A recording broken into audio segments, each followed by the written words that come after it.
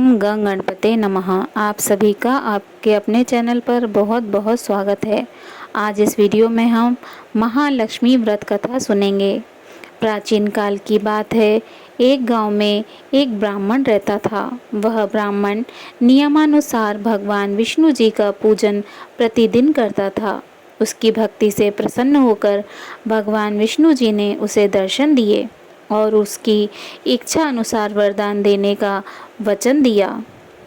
ब्राह्मण ने माता लक्ष्मी जी का वास अपने घर में होने का वरदान मांगा। ब्राह्मण के ऐसा कहने पर भगवान विष्णु जी ने कहा, यहाँ मंदिर में प्रतिदिन एक स्त्री आती है और वह यहाँ गोबर के उपले थापती है। वह माता महालक्ष्मी हैं। तुम उन्हें अपने घर में आमंत्रित करो। देवी लक्ष्मी के चरण तुम्हारे घर में पड़ने से तुम्हारा घर धन्य धान से भर जाएगा। ऐसा कहकर भगवान विष्णु अदृश्य हो गए। अब सुबह से ही ब्राह्मण देवी माता महालक्ष्मी जी के इंतजार में मंदिर के सामने बैठ गया। जब उसने महालक्ष्मी जी को गोबर के उपले थापते हुए देखा तो उसने उन्हें अपने घर पधारने का आग्रह किया। ब्राह्मण की बात सुनकर माता लक्ष्मी जी समझ गईं कि यह बात ब्राह्मण को विष्णु जी ने ही कही है, तो उन्होंने ब्राह्मण को महालक्ष्मी व्रत करने की सलाह दी। लक्ष्मी जी ने ब्राह्मण से कहा कि तुम 16 दिनों तक महालक्ष्मी व्रत करो और व्रत के आखिरी दिन चंद्रमा का पूजन करके अर्घ्य देने से तुम्हारा व्रत पूर्ण हो जाएगा। ब्राह्मण ने महालक्ष्मी जी के कहे अनुसार व्रत किया और देवी माता महालक्ष्मी ने भी उसकी मनोकामना पूर्ण की। उसी दिन से यह व्रत श्रद्धा और भक्ति के साथ किया जाता है। बोलिए माता महालक्ष्मी जी की जय। माता महालक्ष्मी जी की दूसरी व्रत कथा। एक बार महाभारत काल में हस्तिनापुर शहर में महालक्ष्मी व्रत के दिन महारानी गांधारी ने नगर की सारी स्त्रियों को पूजन के लिए आमंत्रित किया, परंतु उन्होंने कुंती को आमंत्रण नहीं दिया।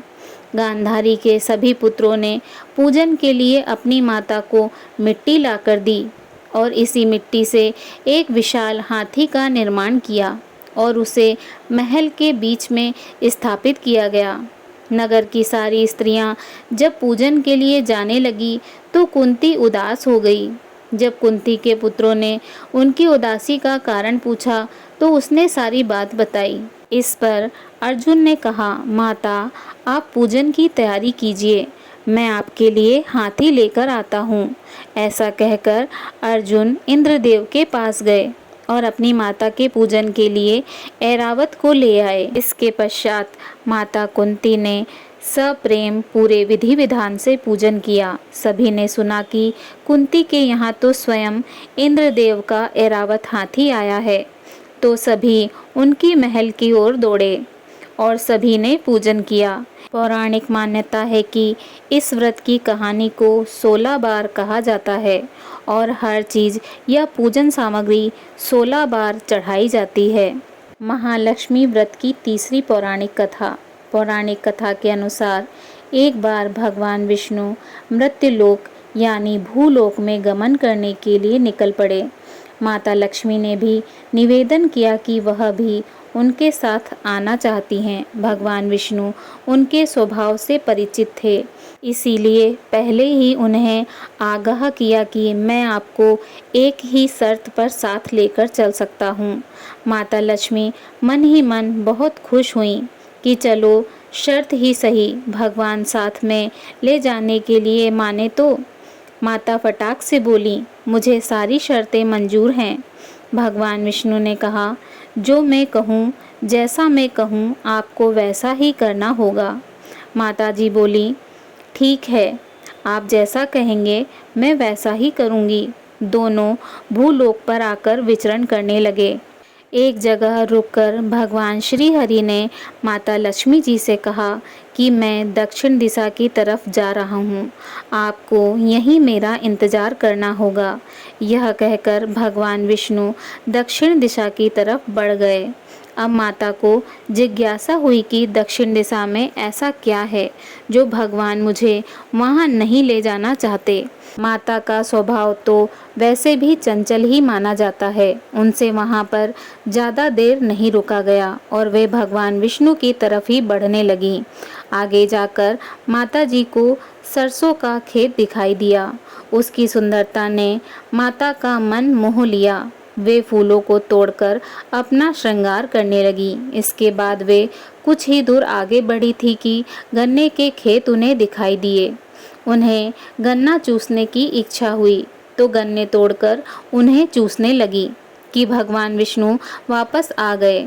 सरसों के फूलों से सजी माता लक्ष्मी जी को गन्ना चूसते हुए देखकर भगवान विष्णु उन पर क्रोधित हो गए। भगवान ने कहा कि आपने शर्त का उल्लंघन किया है। मैंने आपको वहाँ रुकने के लिए कहा था, लेकिन आप नहीं रुकी और यहाँ किसान के खेतों में फूल और गन्ने तोड़कर आपने अपराध किया है। इसकी आपको सजा मिलेगी। भगवान विष्णु ने माता लक्ष्मी जी को 12 वर्ष तक किसान की सेवा करने का श्राप दे दिया और स्वयं क्षीर सागर गमन करने गए। अब विवश माता लक्ष्मी जी को किसान के घर रहना पड़ा। एक दिन माता लक्ष्मी जी ने किसान की पत्नी देवी लक्ष्मी की प्रतिमा की पूजा करने को कहा और बोला कि इससे तुम जो भी मांगोगी तुम्हें मिलेगा। कृषक की पत्नी ने वैसा ही किया। कुछ ही दिनों में उनका घर धन्य धान से पूर्ण हो गया।